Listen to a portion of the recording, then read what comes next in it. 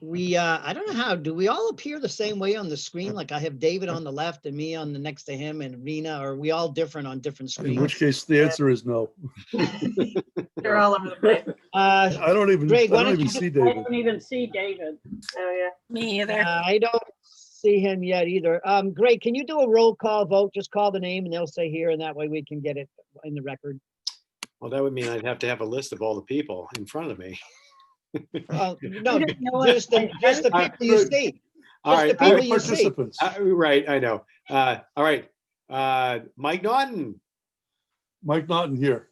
All right, Pat Shearer. I know she's here. I can see her. Here. All right, Raina. Yes. Here. Okay, and let's see, Lynn, Here. Jane, Here. Jen, Here. Abby, Here. Deb, Here. Marilyn Toom. Here. I mean Bill, sorry. Bill. And Steve. And Alan. Sorry. Steve I'm here. and Alan. Here. So we're just missing Deb Potee and David. And is that it? Yeah, we have 12 people. That's pretty good. I feel like we're missing somebody else, but okay. All right. Well, Michelle is not Michelle, going to right. be. Michelle slipped off. Deb, I don't know if Deb Potee did she say she was going to join later? I Is Rena thought that's on? what I read, but not sure. Okay. And Renee right. is not here. Oh, Renee, that's right. That's what I'm thinking of. Thank you. Yep. Okay, you want to make your announcements? It's been posted, duly posted, and Yes, this has been posted on the GMRSD website, and we are videotaping this meeting. okay. So for minutes, because of the short notice in between, there are no minutes available right now for this meeting for approval. We're going to go around again through the subcommittees. The Finance, Transportation, Facilities Subcommittee did meet. I was able to join and listen, and they had a great discussion, and they went through the report and highlighted things that I don't know how Mike's want to proceed, but I'm going to turn this over to you, Mike, since you're chair of that subcommittee, and then your members can join in, and you can share a review of what you've accomplished.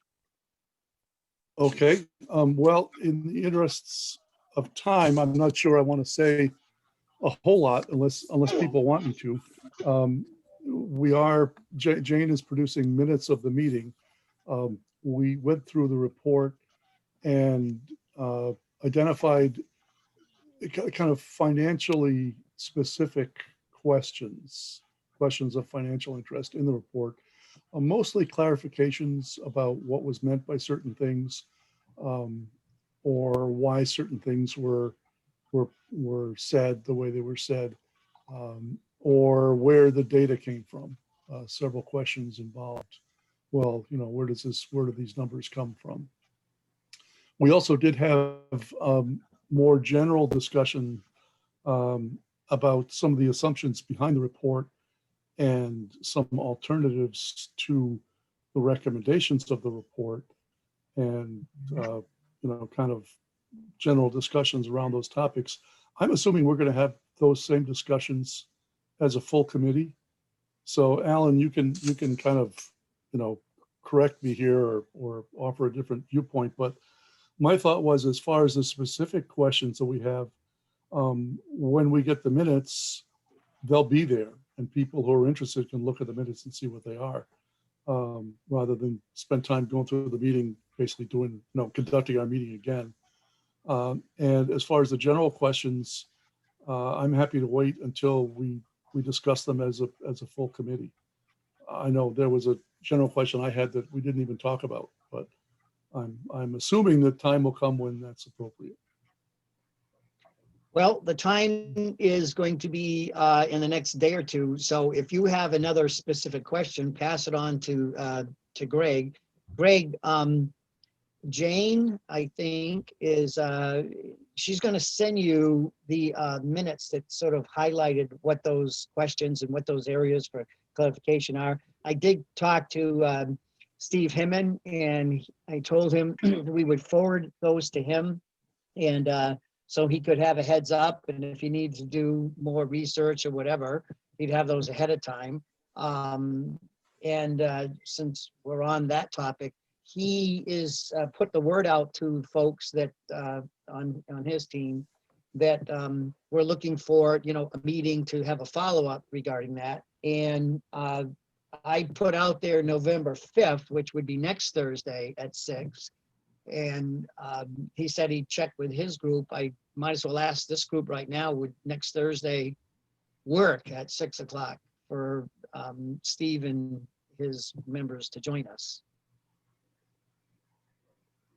Well, it would work for me, but I mean, are we going to have a discussion as a committee about the report? I mean, the FTF has discussed our questions, but are those the only questions people have? Well, we'll be looking for the ones that the education subcommittee have. I don't know. I think we ought to, this is just my opinion as one member.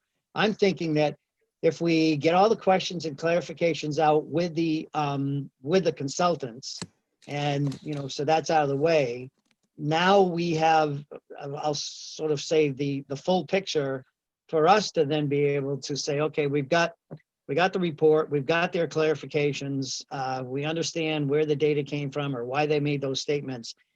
And then we would, we don't need them to then have a full discussion about our reactions now to the report. So. Right. Well, I'm just wondering, I mean, I'm happy if nobody wants to say anything, I'm okay, but I just think there are people who are on neither one of those subcommittees. I just wonder if any of them want to chime in.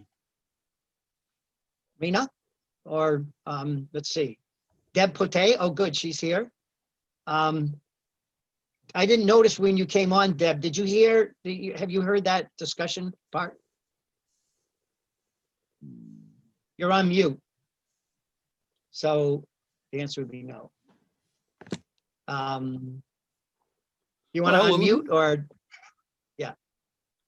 Let me, maybe I should say quick then, because the one issue that I didn't mention yesterday is the theme throughout the report that both districts are losing students and would not be viable going forward if they just kept going the way they're going.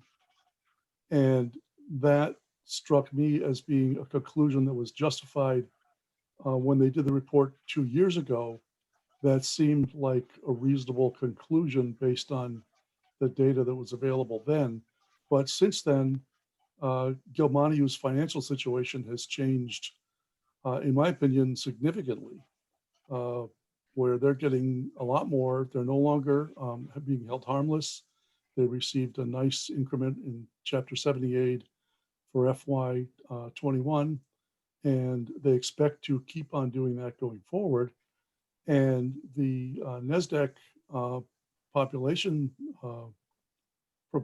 projection suggests that the Gilmaniu's enrollment will stay more or less steady over the next few years. So that kind of bolsters the conclusion that they will continue to receive adequate financial aid. And there's somebody else, but so I just wonder whether that conclusion is still justified by the data that exists right now. I think that I think that Pioneer seems to have a problem going forward, but it's not clear to me that Gilmaniu has the same problem it had 2 years ago. It seems like it's in a much better situation. That was noted a couple of times in the report, but in other cases, it seemed to be ignored. So I just, if the consultants might, can be ready to discuss that whenever we meet with them.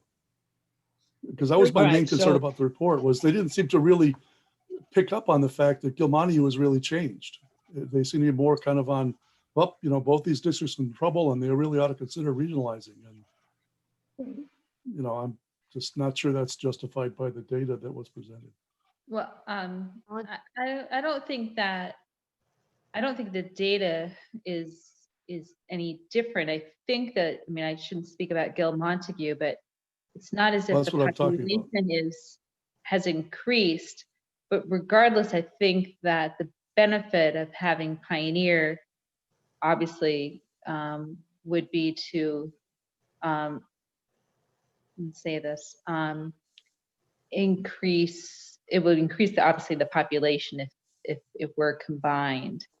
And I think it would bring, certainly wouldn't bring diversity to Gil Montague. I'm trying to think what Pioneer would bring, if anything, that's really positive. I think maybe, and I don't know what you're saying, Mike, exactly. So I shouldn't Well, say maybe this, I'll try to but clarify that. what you're saying, what I can hear is, and I would agree, is that Pioneer would benefit more significantly for a whole host of reasons than Gil Montague, but I still don't think Gil Montague would not want Pioneer to join with them. Alan, Well, I'm not, Mike, can I clarify? Mike, can I clarify for a second? When I talked to Steve, I actually did talk about the declining enrollment, so he can expand on that some more. But I think, you know, his position is going to be that even though Montague is getting, you know, a 340, 50, 400, whatever, you know, increase in the Chapter 70 aid, that will only probably stabilize the population for a couple of years. And it's going to take at least a couple of years to go through this process. So eventually, I think right now, they're thinking it's going to then, you know, go on the decline again. Remember, they took in more than just looking at the population of the district. They looked at live births, people moving in, moving out, you know, how many, you know, families, you know, things like that. So it's a question I think you should ask and say, basically, in light of the fact that you're getting more aid and that your financial situation has changed, you may be able to bring back more programs and so on. Do you still feel that over the next couple of years, the population is going to decline in Montague? well, Right? that's just, the report says that the Desic says it's not going to. Now, we can discuss whether we agree with that projection, because there is a little, I mean, that's something we can talk about among ourselves. But my point was just that the study 2 years ago looked at the 5-year forecast financially, and each district was in trouble. They both ended up in the hole. This report looks at the 5-year forecast, and Pioneer is in trouble, but Gil Montague is not. Gil Montague ends up with, I think it's around a $2 million cumulative surplus over that period, based on the way things are going now. That to me seems like a significant difference that did not seem to be given adequate discussion in the report. That's my only point. I think it's fair for a member of the school committee from Gil Montague to have a moment here. Can I be recognized? Absolutely. I'm sorry, if you raised your hand, Bill, I didn't see it. Several times. In any event, Michael is absolutely right. The tenor of the two reports is different. But the issue in the past has been a lot of financial stuff.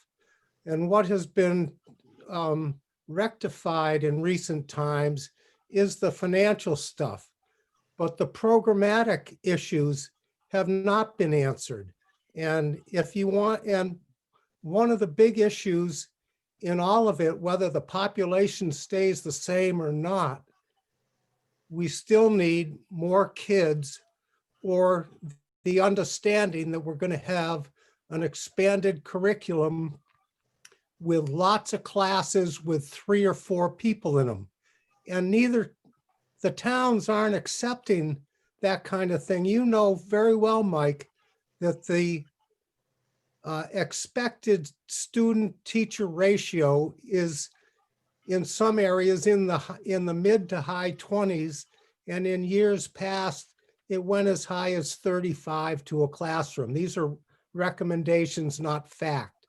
The fact is that Gil Montague is generally under 20, I think, per teacher, but even though the financial situation for the two towns relative to state aid has stabilized from our perspective, we still are not able to provide the kind of programmatic application that we would like to see. And I think that when you look at the general picture, even going back to what was suggested last week by David, that, you know, this may be just a small issue in a much bigger problem. We're looking at total numbers of people. And that's what we need to have viable classes. That's just my opinion. I think that the school committee and the district educators would back it up. And that's where I stand. Thank you. Alan, I just want to concur with Yes. Bill and not belabor it, but status quo is not good enough. And from the education committee's point of view, status quo, just as Bill just said, it's not giving program. And if we really want to address the needs of our students appropriately, it's about the program, not about everything's okay, we're stable. Stable is not good enough. Well, and Okay, may I say, I'm not arguing that stable is good enough.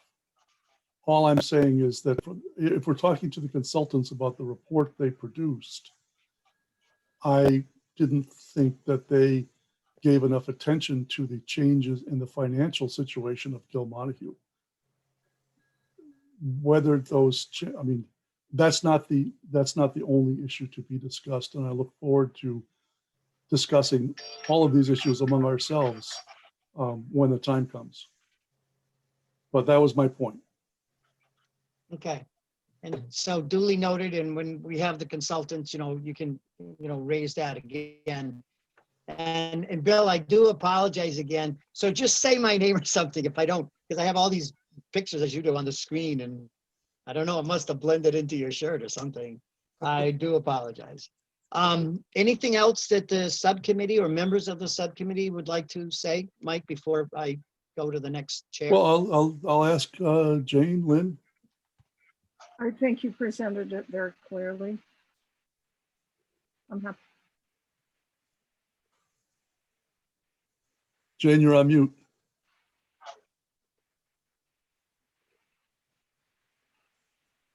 There we go. I'm not patient enough, right? There you go. We can hear you. Oh, there you are. Too bad, you'll be sorry. One of the things brought up yesterday was the fact that we're not seeing any dollar saving in any of their scenarios. And we thought that was surprising since early in the report, they talk about a savings of 600,000, what, 300 or 600? Hundreds of thousands. And that disappears when they get into their program. So we were concerned about that. We were going to question them about how rural aid fits into all of this picture.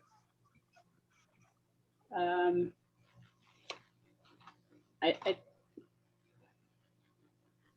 guess the other things were less significant. They were questioning charts and where did data come from, but those were a couple of the items that came up specifically. Lynn? I think to add to that, I think somewhere at some point, and I understand there's going to be no answer to that because the question's been asked many times, is about the hold harmless issue of the extra money that Gil Montague has is going to disappear in other ways, and that may affect the status of everybody. And that seems like a very difficult conundrum, especially if that question's been asked in the past and there's going to be no answer. I see David's here now. I don't know. Do you want to add something, David, about our meeting yesterday? Would I be repeating what's already been said. If I said I think we're shooting too low, we need to think more broadly, bigger district. Was that shared? No, that wasn't shared. That wasn't mentioned, that, you know, there was discussion about looking at expanding and having a larger base to this, so. My judgment is that this will be very difficult to pull off politically, and it's such a marginal lateral move. It'll take so much time that even if this is the right thing to do now, it won't be by the time we get it done. I think there needs to be a Franklin County-wide district under which a multitude of high schools operate. Maybe they specialize. And we'd have one superintendent, and we would save a lot of central office costs. We'd also be in a position to operate the whole district on the same schedule so that we could actually use distance learning to deliver AP calculus to 5 schools from one instructor simultaneously and meaningfully. So I think we should abandon this idea of combining Gil Montague and Pioneer. And if this needs to happen, I think just a merger of not equals would make more sense. But it's like I don't even know why we would think about keeping both plants, both Pioneers and Gil Montague's high school and middle school going. It's only because we have it. I think we have these buildings. So I think what you had to sign off. We were on for another, I don't know, 15 minutes or so. But one of the things, David, as a follow-up is we were talking about was that we only have, this is just one data point. The consultants came in, we gave them a specific charge, and they gave us a report regarding that charge. And that with that information, that without going out and sharing it with the constituents, getting their feedback, hearing what their concerns are, what their suggestions would be, where a lot of good ideas come up from, what you see what could be and then or what is and what could be, that there are that would be really important data to have before we made a recommendation to the town, if we were keeping an open mind.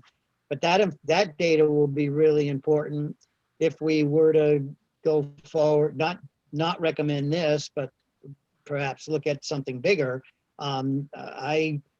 This was a personal comment I made, that I think the parents that we have are very similar to Hatfield and the other communities in Western Mass, and the kids and the community. So we'd be finding information that would be important to the foundation, whether it be joining this 6-town district, or whether or not recommending and going with something bigger with a whole bunch more information to share with folks. So we sort of wrapped up. Mike, that was about how we were wrapping up, wasn't it? I think that sounds pretty good. Yeah. So, okay, in my cover, I said I had asked people try to keep an open mind until we finish this process, whatever it is we decide we're going to be recommending. So Education Subcommittee, Deb, you're chairing that. Are you still the spokesperson here? Is Rena, Deb, you're on. You're muted. Pote, I'm sorry, Deb Pote. It's Poti. Pote. Yeah. I don't like, I'm thrown by like what David Young is saying. I guess I'm puzzled by what is really happening here. Are we abandoning this thing because he says we should be abandoning it? I don't get what is actually happening in this meeting. And maybe it's because I wasn't at the tail end of the last meeting and I entered into this meeting late. I'm not sure what you want from me, Alan. I mean, I am still the chair of the education Oh, subcommittee. no, Well, let me just I check didn't with know if everybody. you Is had everybody going to anything follow me else to over add the regarding- cliff? Is that where we're going? Not at the moment, Alan. I'm going to speak as a parent who actually has a daughter in AP Calculus. She's doing it remotely, and it's terrible.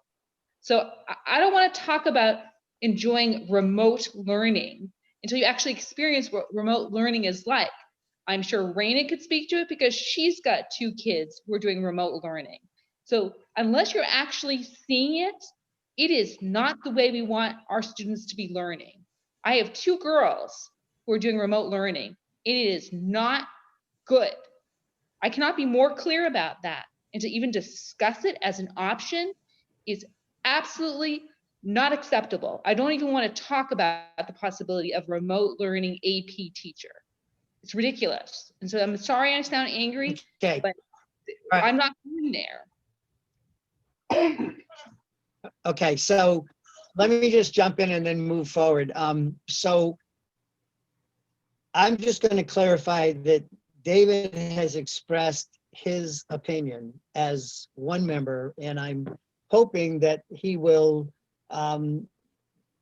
sort of, I mean, he feels strongly about that, but we do need to go forward and figure out how we're going to share information and get feedback from all the stakeholders, and then eventually make a recommendation.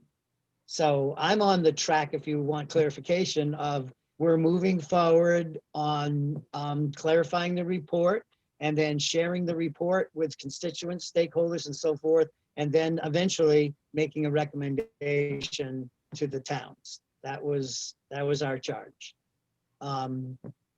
So that being said, are you,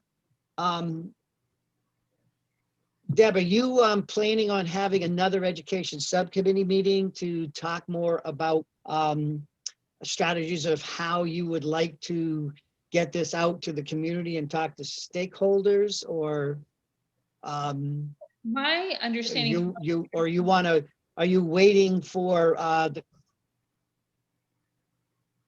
you're waiting for the oh, your internet connection is unstable. I guess mine, I'm not able to hear you clearly. I guess I'm getting interference on my end. So I think before we can do anything now, we need to get the consultant, get that clarified, have our conversation together as a unit, and then have a strategy on how we're going to roll this out to the community and get information. Can you hear me, Deb? yes. Can anybody hear me? Yes. Yes. What I had thought was right, that 'cause after, I had to,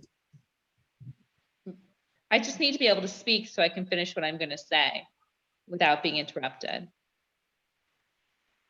What I understood from the last meeting was that we all wanted to meet with the consultants. That was my understanding after I left that meeting last week, was that we needed to meet with the consultants one more time to have them review the report, and then we were going to make a decision about how we were going to roll it out. I was completely prepared last week to just start rolling it out to the town of Northfield.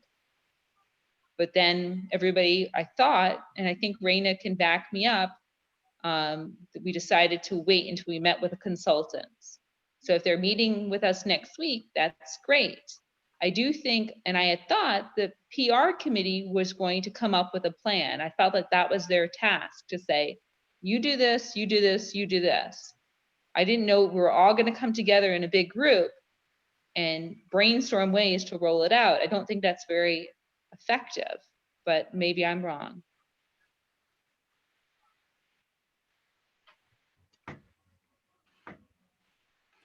Alan, can I ask a question? everything you said was accurate. Oh, yes, Mike. Well, sorry, I don't mean to break in, but is it true that the education subcommittee has no questions for the consultants? I think we talked about them at the last meeting. We talked about what was the data when they talked about, you know, the lackadaisical. Our concern was, where did they get the data? How many staff did they ask? And we talked about, you know, the horse or the cart, which comes first, the program of studies, talk to the people. And I think what Deb said was my understanding was, talking to the consultants, and I think our big question was that particular statement of negativity that I thought jaded the entire report.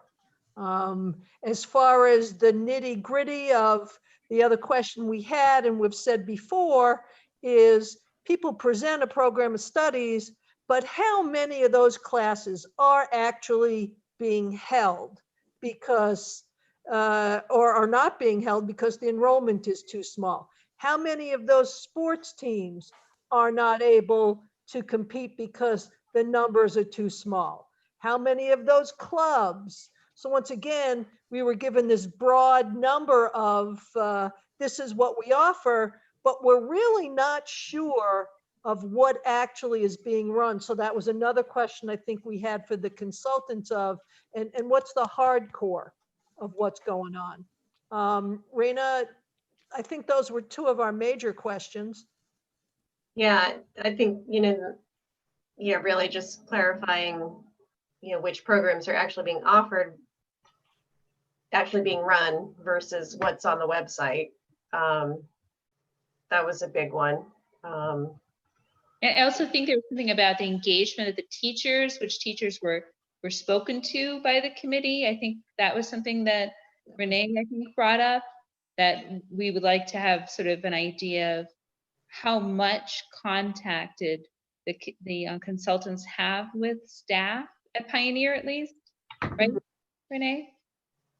Yes. Yeah, I feel like we definitely had questions for the consultants when we met, and I felt like we brought that forward last week, as you stated. So I think meeting with the consultants is a natural next step, and something that, because so much time has passed, I think it would establish at least clarity for closure, if nothing else.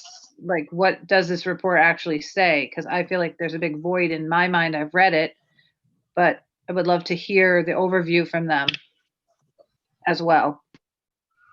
Well, is our plan to get these questions to the consultants ahead of time? Yes, and though, we just did a memory, a revisit of the subcommittee's report from the previous meeting on the 22nd. So to answer your question, Mike, yes, they had questions and they brought them up at our last meeting when they did the review. I did Okay. review or put out a couple of those already to Steve Himmen, particularly around the ambivalence and negativity to find out. And he talked about the the lack of cooperation from Pioneer, and really was honing in on that. And I said, well, if that's the case, then that should have been really clear that you were that's what you were talking about. It was the administration that was not supporting this and not being helpful, because the way it's worded, it appears that that was the general feeling of various stakeholders, different stakeholders. So without getting too far fetched from where we're headed, I'm going to kind of pull this back in for a minute. The Education Subcommittee gave their report last week and gave another little review. Those are going to be, who's doing the minutes for those? Rena is. Yeah, I have the minutes. And are those ready to get to me so I can, or to Greg, so we can put those together in among the questions we're going to send to the consultants? Yep. And then I know that Jane is, yeah, please do that as soon as possible. Jane was doing the same thing, Greg, to get those to you. So I told Steve that we'll be getting those to him in the next couple of days. So we've heard from Education Subcommittee, we've heard from the finance. To your question or concern, Deb, about the PN, the Public Relations Committee was going to sort of roll out the strategy of here's what we're going to do. We're not going to roll out any strategy right now until, again, we get the full picture from the consultants. And one of the questions that I will have for you after we meet with the consultants and then we talk is, might there be a different strategy in terms of the rollout on the way the education subcommittee will be bringing and meeting with constituents versus the way the finance subcommittee would be bringing this and meeting with, their stakeholders. I kind of was originally thinking that, there's sort of like be this one template of one size fits all as it went out. But thinking that through a little bit, I think once we get all the information, it's very possible that depending on the subcommittee, we may decide it's going to roll out different, a little bit differently for each group and how they're handling it. The PR would probably be more involved with communication with the town and maybe something in their town reports and just some things in the paper and how we're proceeding. The education subcommittee may say, hey, we've talked and we think this is the order we want to bring it out, and the finance committee. So I don't know if that makes sense or not, but I've kind of stepped back and said, let's get everything and then have a conversation about how do we want to handle this for the various stakeholders. Alan, I see a hand. I think it makes a Yeah, lot of yeah. sense to do it that way. my question would be, Pardon? and this is just going back to that what's being run and what's not being run. I just want to make sure that they don't, and maybe the consultants, this is too detailed for them. But I don't want them to say, okay, we have 40 courses and 30 of them are being run. Because what really matters is what isn't being able to run because of the numbers. And I think it's really important before we do any sort of public whatever, those are the types of specific questions that are going to be asked by the public. They're going to say, specifically, tell me what course can't be run. And we have to have the answer of calculus, AP Calc cannot be run for whatever reason. So I don't know if that was the consultant's job, or is that then the education committee's job, once we do a global whatever, to speak with each superintendent, to talk about, or principal, to talk about exactly what courses they are. People aren't going to go for this generality thing. To be honest with you, when people ask this, they have something at heart. They want to know, because they loved woodworking. Is woodworking being offered anymore in a high school? And we're just going to have that information. So I don't know, once again, is that a consultant's? Was that a piece of it, or is that after they give the global, we go out and then get that info? Well, I don't Okay, think so it'll be I'm gonna to get that information. I mean, I could probably between Raina and myself, we could speak to what's at Pioneer and what's not at Pioneer. And that could be easily done by speaking to the principal. Greg? Yeah. So I'm going to go back to something I said earlier in the meeting and just sort of reiterate that, and then I'll go over to Greg, which was the consultants were given a specific charge and they've got certain information. And I said, that's one data point. And we're going to find out all the information around the data points that they have and ask questions and get, really good clarity about what it was that they found out in their research. And then that piece is done. The holes in that, the gaps in that, the things that we wanted to know that maybe they didn't address or they didn't get enough information or ask that question, that's on us. And that's why we're doing that. That's why I said, they did what we asked them to do. We'll get all that information, and then it's up to us to do the next data collection. Okay? Now somebody raised their hand and I missed. Oh, Greg, was you, I think. And then Jane. Yep. Yeah, I mean, I feel like we're getting ahead of ourselves where I think we have a lot more information to gather. And we're just not there yet. We don't need to feel like we're in a position to have all the answers. I think what part of the PR committee's charge is going to be, is to get the information that we have, which is the report, but frame it. We have to frame it in a way that say, look, this was a report that was done in the midst of a pandemic. The consultants did the best job they could. They couldn't interview everyone.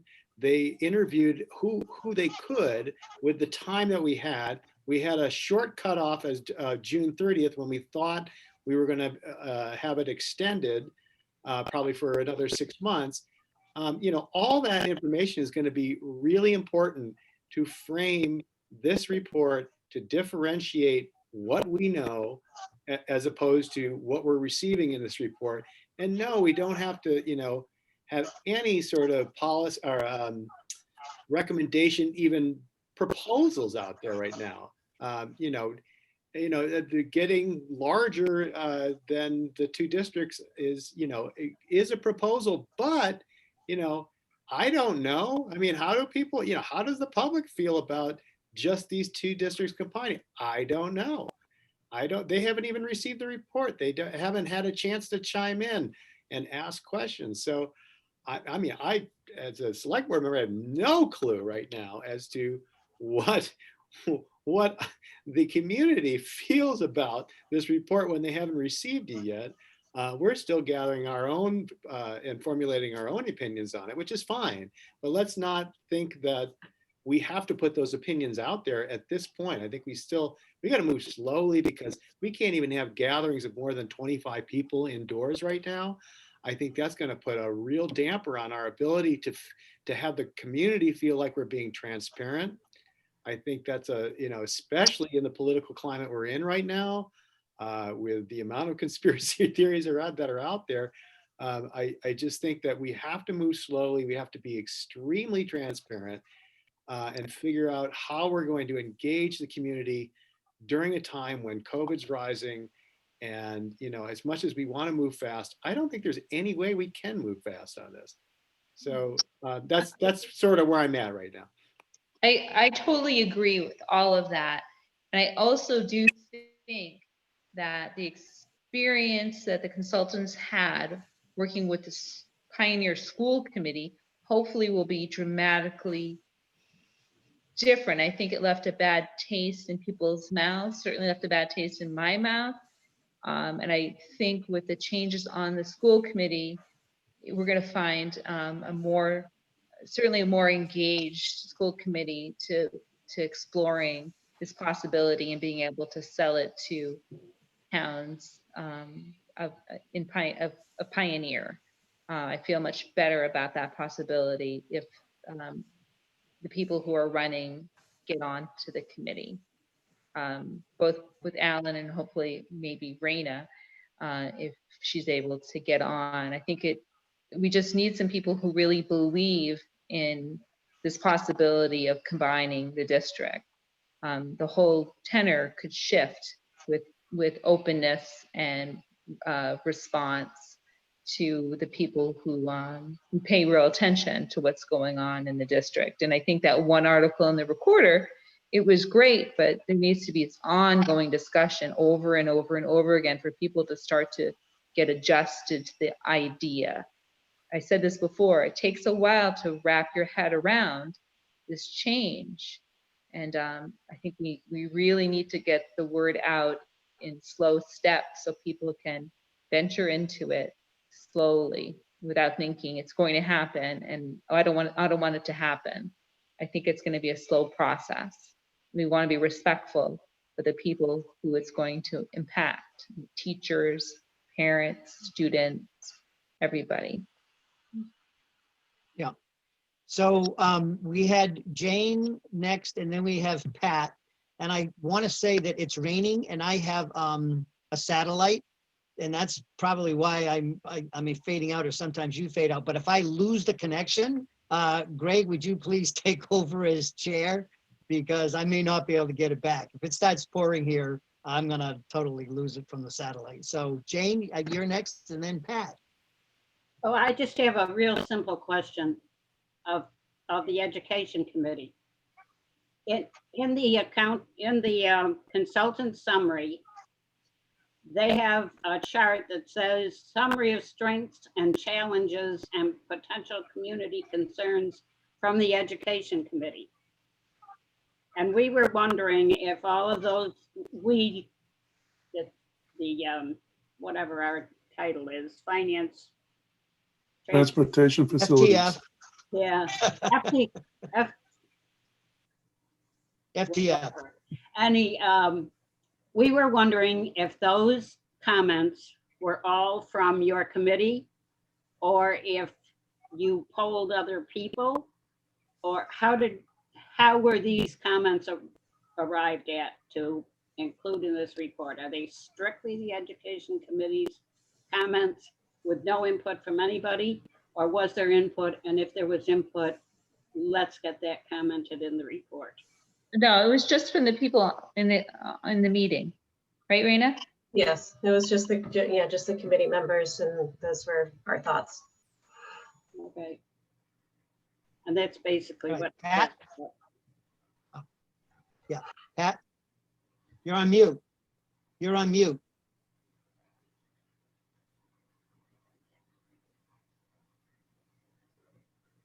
Okay, there I am. Abby, I want you to chime in too.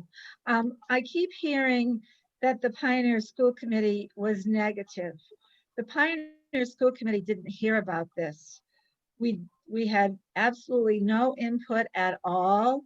We keep hearing negative things said about the Pioneer School Board, and it burns me to have that negativity placed on the shoulders of 12 people that did not know what was going on. It was held in the administrative's hands. And as I'm leaving and Abby is leaving, I don't want people to think that it was the school committee that was not acting on this, because it didn't have anything to do with us. We had nothing, no comments at all until that vote happened. And Abby and I were on the backs of our administration to get it on. And finally, we got it onto the committee agenda. But our past chairman would not put it on unless it was on the agenda, and it never appeared on the agenda. So please, please, please don't think it was anti-school committee on the Pioneers' part. Abby, am I right?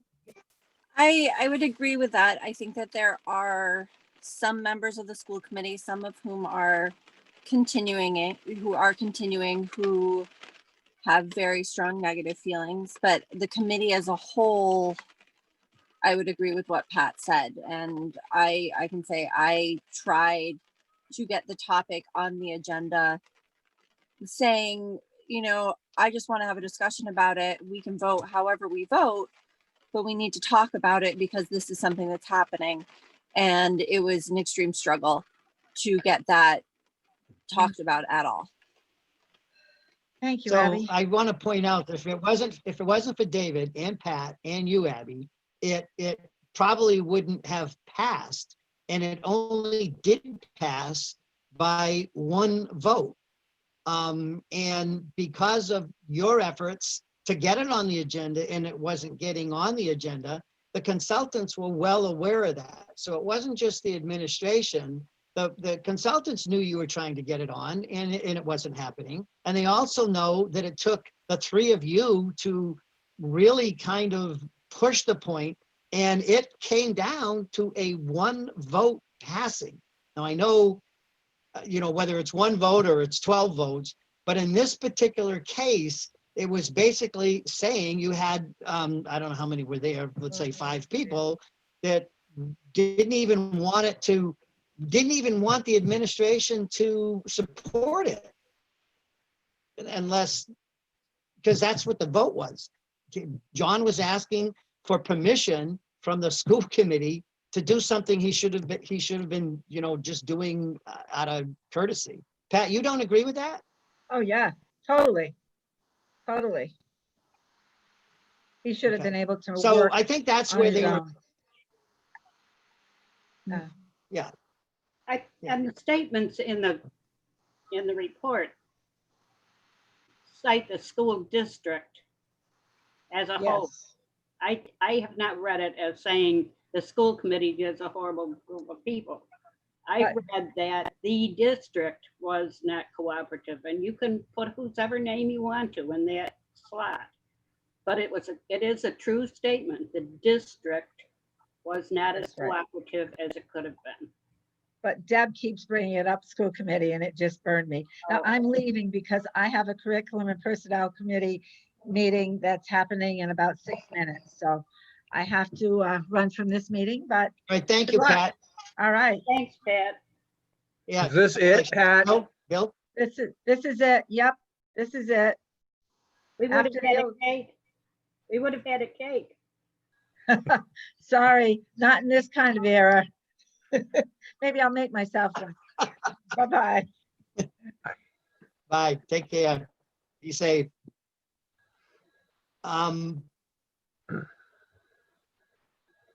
So we had, the next steps were, I think we sort of, public relations. Was there anything else that we were that you wanted to add to that, the other members of the public relations? Was Greg? Yeah, I'm being on the Yeah. PR committee. I'm just going to go back to, I think really our next step is to, one, we're trying to clarify this report so we know exactly what the consultants mean. So that when we put the report out, that we have a means to answer any sort of issues or questions around the clarity of that report. I also think that we need to frame it and put out our own, put our own context to the report. This is when it happened. This is why it happened. This is why we think there are certain shortfalls in it. There was, a lack of communication due to the pandemic. All these things, if we frame it that way, and then say that, our next step after that is community engagement. We need more information. That's the way I sort of see us moving forward. Not giving any, recommendations or anything. Just saying, here's the report. This is the conditions under which the report was filed. I think right now we're trying to clarify, what is it that it's saying that we possibly disagree with, so that we can also include that in our context and framing. Because if we don't do that, we could be hit off guard with questions and then be doing a lot of sort of going back and forth between consultants and ourselves and then the public. So does that make sense? I'll stop there. I mean, that. David? David? I don't like the defensiveness of saying, I mean, yeah, it was rushed and there were limits, but I think we just need to run with it. As far as what the PR committee does now is we listen, because we don't really know that much, but it's natural that there are going to be more questions. And it's a fact that there are going to be some people who will never have enough answers to questions to move off the spot too. And we can't, get hung up there. So I'm kind of, there was something said about broad brushstrokes. I like that. Give me the broad brushstrokes and point me at where to go support it, and learn more. Don't feed me minutia. But I also personally get turned off whenever anybody starts out making excuses. Well, David, I'm gonna just push back a little bit on that. It's not being defensive. It's just, again, it's framing it. To me, to say, this report was written under these circumstances doesn't necessarily mean you're giving excuses. You're giving the conditions under which the report was written. And I think that's fair. I don't think that necessarily has to be defensive. I think it's just, it puts clarity in terms of where we are and how we got there. And the report can be what it is, and people are more than happy to answer, to ask questions about it. But I don't think it's necessarily has to be looked upon as being defensive. Well, I think more important things to seize on right away, or there was the comment that this felt like it was just an effort to bail out one district. You know, if that's the perception that's taken, that's an important thing to address. And identifying those kinds of matters right early and saying what's the data say and the analysis say about, you know, what are they saying or are they saying anything? But those key perceptions that we have that may be nothing more than, you know, they may not be accurate, but and Well, then what kind of I was going to say that's one. I think that's one aspect of, you know, or one opinion and one facet of it. But I think to Deb's point, you know, there's also, I think we have to look at what are the pros and cons. I think the pros are that if you increase the student body, that you will significantly raise the level of your programs. And I think, you know, the public can discern that. So even if it seems like there's an opinion that we're rescuing one district financially, I think the public is smart enough to know, okay, well, that's one opinion, but you know, how does it impact the programs? You know, that's going to be another question they ask. So it's not, I don't think it's, it has to be an either or. I think it's looking at sort of the pros and cons. So I think we're starting to have a conversation that we're going to have after we meet with the consultants, because again, we're starting to get ahead of ourselves. Abby, you had your hand up, and since this may be your last meeting, you're on mute. What did you want to say?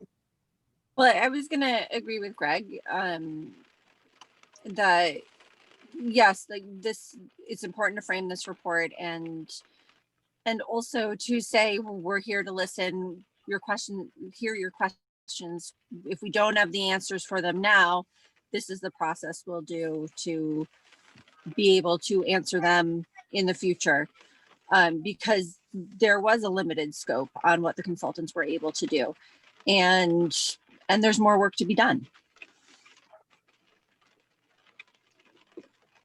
Right. Bill, I see you. Yeah, even though I'm Maryland. I think that both Greg and David are correct. But I would frame, in terms of framework, I think this all begins before I got involved, the whole notion of bringing two districts together because Gil Montague was having difficulties, and and I don't know if Gil Montague initiated this or if they did it in collusion with Pioneer, but in the end, because of the consultants' report on their interaction with Pioneer, it seems Pioneer maybe wasn't involved initially fully enough. So therefore, on the PR, I think we should start introducing the fact that we're even doing this much more than we have been. People in the whole two communities may be the ones that don't know anything about this or who we are. I mean, you know, we have an acronym, but what is the Six-Town Regional Study Board? And where did we come from? And what are we, and that's where PR is going to start. And then you lead into the consultant's report. And I'd like to address David's notion specifically. I think it's a great idea about doing the whole county as a huge region. But I also think that that's really a long range project. And if we can get a shorter range project, introduce the idea of bigger regionals, then maybe in 15 years, we might finally get to having a whole county-wide thing. I don't take anything away from your notion at all. It's really dynamic. But I think that that's way more than what our charge is, unless our charge becomes ultimately, no, we don't recommend just the two districts. We want to go for the whole boat. And then you're going to have to start over with a committee of about 50 people. And that's all. Thanks a lot. All right, thank you. Mike, is it right on this topic? Yes. Yes, I just thought I could clarify a little bit on Bill's point. Uh, My memory is that this previous superintendent at Gilmontague, Michael Sullivan, had convened a group of what was called civic leaders, including school committee members and select board and finance committee members from Gill and Montague, and to talk about the district and its future in kind of general terms. And Greg was on that committee. He can chime in here. And at some point, members of the Heart Committee started coming to our meetings. And I remember Michelle Druso in particular was fairly vocal about the fact that the school committee of Pioneer seemed to want to have nothing to do with the Heart Committee. And I'm not, you know, that was just what we heard at the civic leaders. As out of that process, I believe it was Michael Sullivan decided to have the first study done, got the grant and got the study done. And so this whole process kind of arose out of that whole process. So in a sense, yes, it was the Gill Montague. It was really Michael Sullivan's idea looking ahead to how to help Gill Montague survive.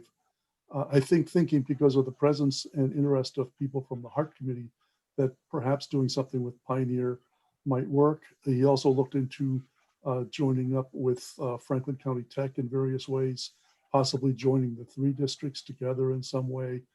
And in the end, the option of Gill Montague and Pioneer joining seemed like the best one to pursue, and that led to our committee being formed and where we are now. Yeah, and Michelle is running for school committee at Pioneer. So the She's Heart actually Committee's, currently on, she was appointed to the school committee and then is running for the next term as well. oh, So she's on it now. oh, I didn't realize that. So Yeah, she's she took on it Sharon's now, seat. and she's running. Okay, Alan, interesting. Jane, yes, I I want see to you. I want to pull us back to where we ought to be. We've gone so far down the road with our discussion here that I think we're off base. To me, what we should be doing right now is going through this report and finding all the questions we have, no matter how minuscule they seem, and get the consultants to answer those questions. Because those are the questions that we're going to hear from our public. We need to find the questions now and get their answers. Not be trying to figure out what we're going to do 6 months from now, but how are we going to handle this report and get it clarified in our own minds that we know what it says. All right, so I thought we were right on task, actually. We are having the Finance, Transportation Facilities Committee subcommittee getting your questions to Greg. We're having the Education Subcommittee doing the same. On number 2 under A on the agenda, it was to say that any other questions that you as an individual have that you've thought of since those subcommittee meetings, get those to Greg by, I would say by at least Tuesday of next week. And so that he can send them out to the consultants and they can, you know, have those ahead of time. So I thought we were kind of where we needed to be right now. We are having more discussion that we probably should be having after we get all the answers to it. Greg? That's what I felt. Yeah, Jane, I just want to clarify though that we're not asking the consultants to do more work. We're asking for I'm not asking them to do more work. I know. I just want to clarify that because when we ask, you know, how many courses are actually running out of the ones that they listed, that's really not their job. That's going to be our job to go to the district and say, just because it wasn't in the report is what the report is. We need to clarify if there's something that's unclear in terms of what their That's intentions were. exactly what I was. Okay, all right. I just want to make sure because Don't put there was words a in lot of other ideas passed around in terms of what we should ask them, but we can't ask them to go, down other rabbit holes I and think find. I said we should read Okay. it carefully and ask anything we don't understand, we should ask about. Good. Okay, thank you. And I don't see, Greg, anything wrong with that question because the answer could be, oh, that wasn't our charge. We were just looking at the bigger picture. That's it. Now we know that's our charge. Yeah, So it I doesn't wouldn't. hurt to ask. No, it doesn't hurt to ask. I just don't think we can ask them to go find out. Oh, right. We're not giving them more work. We're just gleaning information. I think everybody understands that now. I think everyone understood that before, but it's always good to clarify. So I'm going to the agenda and I'm going down now to 3A3. And I think this is not for discussion right now, but it's something that I think as we're going forward, Mike had asked this question. I just want to make sure we keep it in our mind, what are the problems that we're trying to solve? And so as we're going out and we're going forward, if we have that in the back of our mind, it might be helpful. We have a specific charge. This came about as it was pointed out by Mike Sullivan. In our conversations, we knew he was very interested in maintaining robust programs and offering things that he saw going away. And the same thing was happening with Pioneer. You have to make cuts, and it was about let's try to protect those things. And in fact, instead of going away, bringing them back. So, he was clearly coming from the educational, but he was also very concerned about the sustainability, affordability, which is what the Heart Committee was all about, which is why Michelle got involved, because we were looking for a school system that would offer a quality education, but was sustainable and affordable to the towns. So it seemed like a good merger of those two ideas to, come up with this second grant that he wrote and these consultants, took on. So as I look at the evolution of this, it seems like a natural progression. What hasn't happened is all the work that we have in front of us. And I think if we realize that, one, we have a lot of work, and because of the conditions, it's going to be a slow process to get information we're looking for.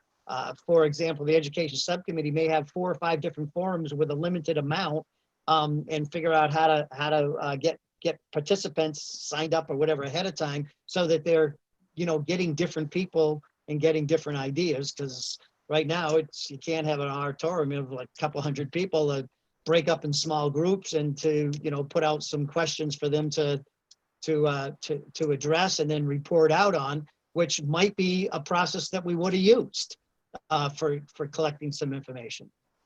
Great. Yeah, I'm sorry. I just want to interrupt and do a little bit of housekeeping on the website, just because I do have to run in about 5 minutes. Yeah. Can I? All right. I met with Tina. Yeah, please do. And matter of fact, you're going to wrap up. I'm going to skip over those items. So let me just ask this question. If the consultants can meet, I guess I heard that on the 5th, November 5th, next Thursday at 6 o'clock, everyone was okay with that. I didn't think I saw a lot of pushback. I also asked him to, if that doesn't work, to give us a bunch of dates, and Greg will get them out to folks so that we can pick another date to go on. So after, Greg, you give us an update on the web, we're going to be adjourning. Go Okay, ahead. yeah, I don't have much time, but and I just want to throw out, do you think 6 o'clock is, if I have to be off by 7:15, does that give us enough time with the consultants? I mean, should we push it back to 5:30 to give us more time? I'm throwing that out there just because we may need more time with them. I don't know. Yeah. Okay. We may have to have more than one meeting with the Okay, consultants. all right. As far as the website, I just want to give you guys an update. I met with Tina via Zoom from Gil Montague on yesterday, actually, for an hour. And we figured the best course of action for us now, because I was struggling to figure out how, one, I don't like to have to keep going through the district to keep getting things posted. It's an extra step. I'd rather be able to do it myself and be able to post it. So we talked, and I also need to be able to archive the videos and the documents in a place that are accessible. And right now, their website is not doing that for me. So I mean, it's not that people can't request the information, and I can absolutely send it to them, but I would like it to be a little more accessible. So we came up with a plan for, I will create a Google site, which is a website, and I've started it, and it's going to look, it'll basically just be the STRPB website. And both districts can link to it, both Pioneer and Gil Montague, and I can archive the videos through this site. I've set up a new email address with the STRPB as being like, it's basically like STRPB of FC or something like that, of Franklin County, at Gmail. And that way I can upload YouTube videos so that they are public. And both districts can, when I publish something onto the website, it will immediately get published into the district's website so that anyone that is looking can see it automatically. So it's going to take me a little while. We didn't do this sooner because of the pandemic, and I really did need to talk to their tech office to see about how to do this. So I now need to migrate a lot of information from my own, basically my own drive. I was running out of room, especially with videos. So I think this is going to work. We can archive on YouTube. It'll be fine. And that way I don't have to, clog up a lot of cloud space with videos.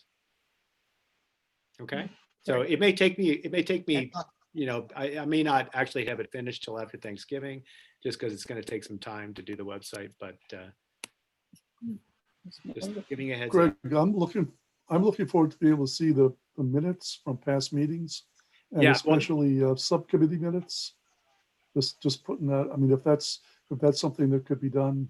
Yeah, they're not, some of them, I guess, are not up on my, in the drive folders at this point, right? Right. I haven't seen any subcommittee minutes. Okay, in a long time. I'll try to get on that and make sure the minutes get put into the drive. I'm definitely behind on that because I was thinking myself, I'm running out of room. And Okay. and we. You're working on the thing. I'm not trying to make double tasks here, but just saying that I've gone out to look for, saying, gee, I wonder, I'd like, for example, I like to read the education subcommittee minutes because I don't go to the meetings. And I don't see them there. Yeah, So yeah, they're not, yeah, I have them, but they're not up in the drive folders yet. Okay, so the questions from Jane and from Deb in their subcommittee meetings, look for those. Any other questions people have, send them on to Greg and we'll get those to the consultants. And so right now we've got a meeting scheduled unless it changes for November 5th at 6 o'clock. Yeah, and some members couldn't make it easy. So is there a motion hold on, to Alan, just adjourn, one last or- thing, Alan, because of this, I just want to add one more thing to this, that it will it'll make things easier for subcommittees, because what I can do is we will have our own Gmail account, so you can log in, you can post your own meetings. So that will be something that, so it's not going to have to keep going through me all the time. So when you want to just post your meetings, you'll be able to log in, go to the website, post it, and it'll be a simple process, publish it to web. Okay. Go to your class. Len? I got it. Well, yeah, I got it. No, Just a tiny quick clarification. Len had something. Just a question of clarification. So we're going to meet with the consultants on the 5th at 6, and then we will have another meeting of the whole committee the following day on the 6th at 6 p.m. Is that correct? One meeting after the other? No. One on the 6th? No, we're gonna meet with the consultants on the 5th if they tell us that was available to them. Okay, And if, okay, and then if we don't get a chance to finish all the questions, or they don't get a chance, we'll have a follow-up meeting with them, And then once we're done with them, then we'll have a meeting with just us. Oh, So okay. we're not gonna have a Friday meeting. Yeah. Okay, great. I'll make a All motion. to right. Is adjourn. there a motion? Second, And Deb seconded it. Okay, she seconded it. All those in favor, can you give a thumbs up? And okay, let the record show that every thumb is up. So except for, well, that's a Except for non-voting. Jen. So yes, Jen- it's Jen's not unanimous. a I voting can't member. vote, sorry. Yeah, I'll give no, it I realized that as soon as I said that, but thank you for joining, Jen. All right, thank you, everyone. The meeting is, all those in favor, we did that. So the meeting is adjourned. Yeah. Thank you, everybody. Enjoy your Meeting. weekend. Thank you all. Yeah, thanks. All right. I've Bye, got to run. everyone. I gotta run, Alan. Yeah. Yeah.